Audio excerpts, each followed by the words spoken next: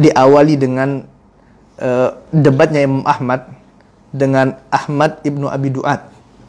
Jadi ada tokoh Mu'tazilah namanya Ahmad juga. Namanya Ahmad ibnu Abi Duat. Ini tokoh Mu'tazilah. Kalau Ahmad bin Hambal ini Ahlus Sunnah. Ini Ahmad ibnu Abi Duat.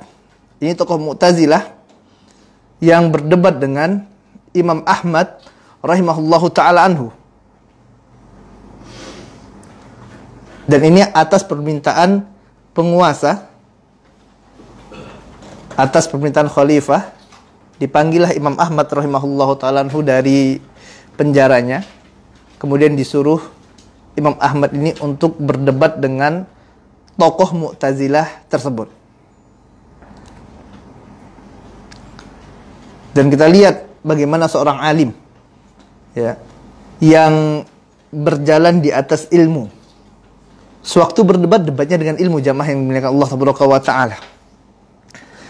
Imam Ahmad rahimahullahu taala memulai debatnya dengan Ahmad ibnu Abi Duat ini dengan menanyakan, Imam Ahmad yang mulai bertanya kepada Ibnu Abi Duat tentang dakwah yang disampaikan oleh Ahmad ibnu Abi Duat ini. Dakwah Mu'tazilah yang mereka serukan ini. Yang mereka mengatakan bahwasanya Al-Quran itu makhluk. Imam Ahmad tanyakan kepada orang ini, apakah yang engkau dakwahkan ini adalah sesuatu yang didakwahkan oleh Muhammad SAW? Yaitu yang engkau dakwahkan menyeru manusia bahwasanya Al-Quran itu adalah makhluk. Apakah ini adalah sesuatu yang didakwahkan oleh Rasulullah SAW? Dia jawab tidak. Kemudian ditanyakan lagi oleh Imam Ahmad rahimahullahu ta'ala anhu, apakah yang engkau dakwahkan ini adalah sesuatu yang didakwahkan oleh Abu Bakar? Apakah ini juga yang didakwahkan oleh Umar? Apakah ini juga yang didakwahkan oleh Utsman? Apakah ini juga yang didakwakan oleh Ali bin Abi Thalib? Apakah seperti ini dakwahnya para sahabat? Apakah mengajak seperti apa yang engkau ajak ini? Maka dia jawab tidak. Maka mendengar jawaban dari Ahmad ibnu Abi Duat ini, ya, tersentaklah khalifah tersebut. Ya, mendengar jawaban Ahmad ibn Abi Duat tersebut, tokoh Mu'tazilah ini. Kenapa kok bisa orang ini mendakwahkan sesuatu yang tidak didakwakan oleh Muhammad SAW? Kok bisa orang ini mendakwakan sesuatu yang tidak didakwakan oleh Abu Bakar, tidak pula oleh Umar, tidak pula oleh Utsman, tidak pula oleh Ali? Kok bisa dia mendakwahkannya? Sesuatu yang tidak didakwakan oleh Rasul dan para sahabatnya dia dakwahkan. Maka mulai terbuka wawasan khalifah tersebut. Kemudian tidak sampai di situ, Imam Ahmad melanjutkan pertanyaannya kepada Ahmad ibnu Abi Duat ini. Imam Ahmad rahimahullahu ta'ala anhu mengatakan kepada orang ini, ya, apabila tadi engkau katakan bahwasanya perkara ini tidak pernah didakwakan oleh Rasulullah, tidak pula pernah didakwakan oleh Abu Bakar, tidak pula pernah didakwakan oleh Umar, tidak pula pernah didakwakan oleh Utsman, bahkan tidak juga didakwakan oleh Ali bin Abi Thalib,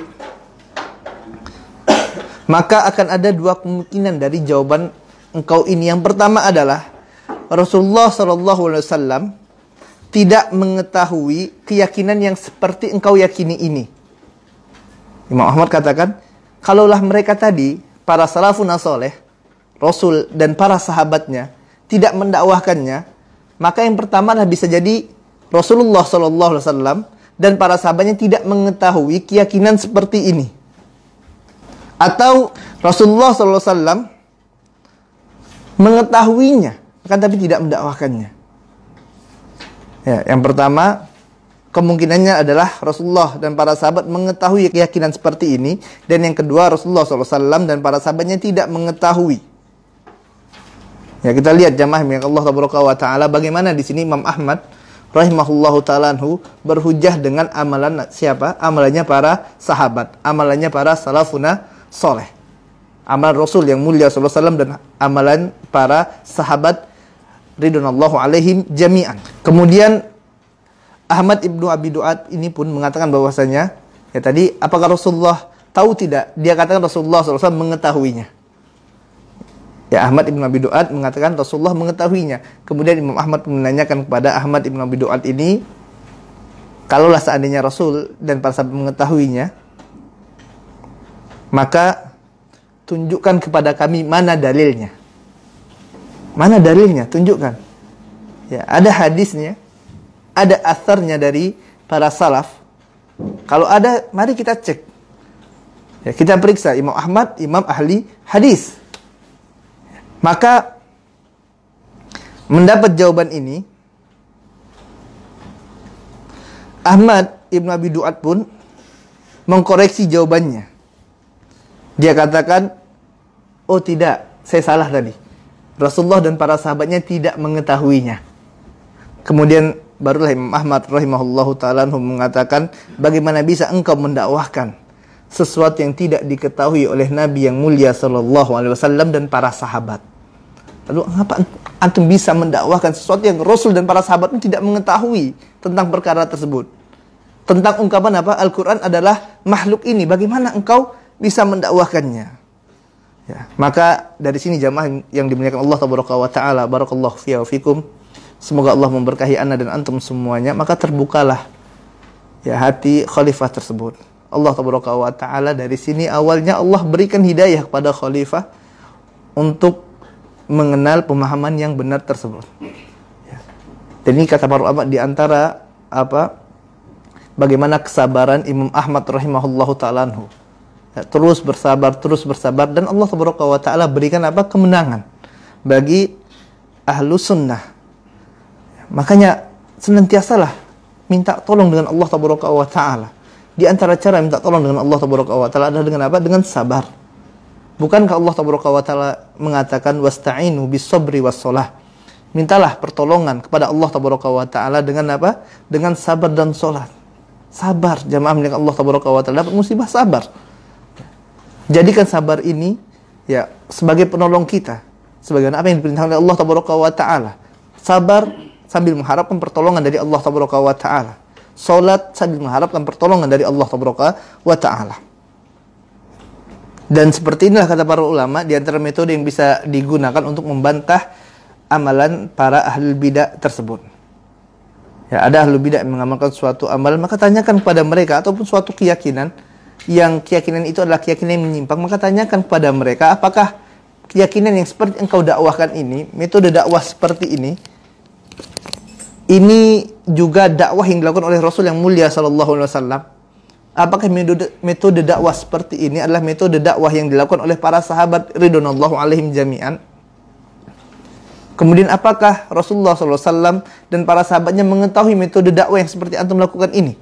Cara amalan-amalan yang kalian kerjakan seperti ini?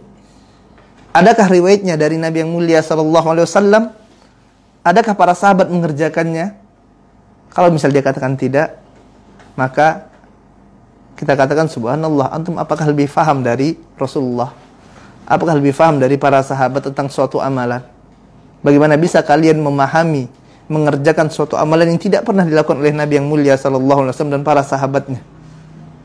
Ya, maka ini jamaah yang mulia Allah tabaraka wa taala akan memberikan ya dampak yang baik bagi mereka yang memang ya ingin mendapatkan hidayah dari Allah tabaraka wa taala.